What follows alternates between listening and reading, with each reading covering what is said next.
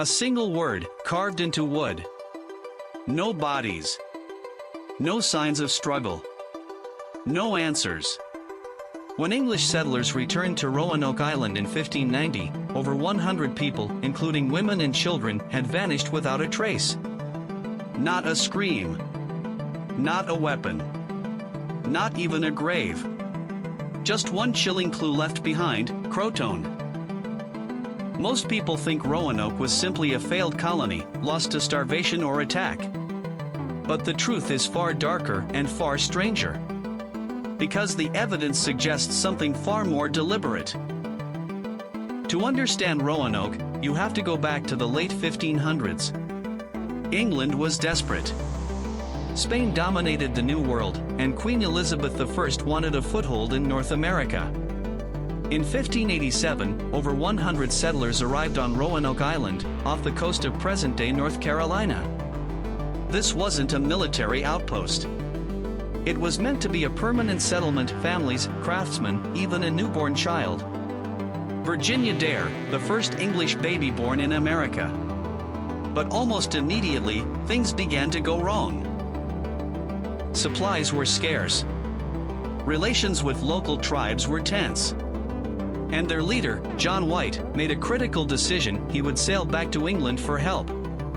What should have taken months turned into years. War broke out between England and Spain. Ships were diverted.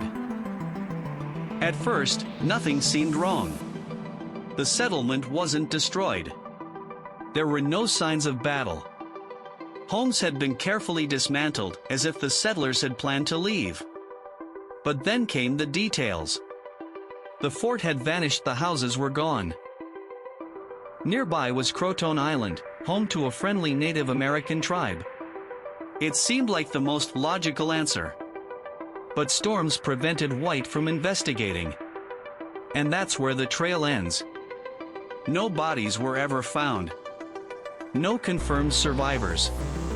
No written records. Just silence. Over time, theories began to emerge. Did they assimilate into local tribes? But in a way that left no trace? Or did something else happen entirely? Because here's the unsettling part: later accounts describe Native Americans with gray eyes, speaking broken English. Modern archaeology has only deepened the mystery. Excavations have uncovered European artifacts far inland, suggesting the colonists may have split into groups. Some possibly integrating with tribes. Others disappearing deeper into the wilderness. But no mass graves. No evidence of widespread violence. And then, the climate data. Tree ring analysis shows a severe drought during the exact years the colony existed. One of the worst in 800 years. Food would have been nearly impossible to find. Water scarce. Tensions rising. If the settlers moved to CROATOAN, it may have been their only chance to survive. But survival comes with a cost. Assimilation would mean abandoning their identity, their language, their culture. They wouldn't be lost. They would simply become something else. Yet some researchers suggest a darker possibility. What if the settlers never reached CROATOAN? What if they attempted to relocate and failed? Lost in hostile territory. Fragmented. Starving. Vulnerable. Not a single catastrophic event. The Lost Colony of Roanoke remains one of history's oldest unsolved mysteries. But maybe the reason we've never found the answer is because we've been asking the wrong question. We search for a dramatic ending, a massacre, a disaster, a single moment of tragedy. But Roanoke may not have ended that way. It may have faded. Absorbed into the land, into other cultures, into history itself. A disappearance not defined by death, but by transformation. And that raises a haunting possibility.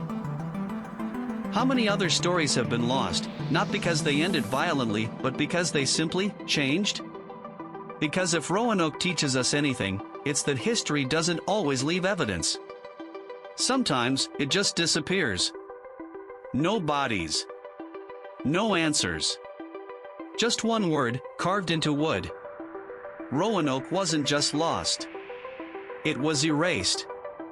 And the question is, could it happen again? If you want to uncover another mystery history never solved, watch the next video.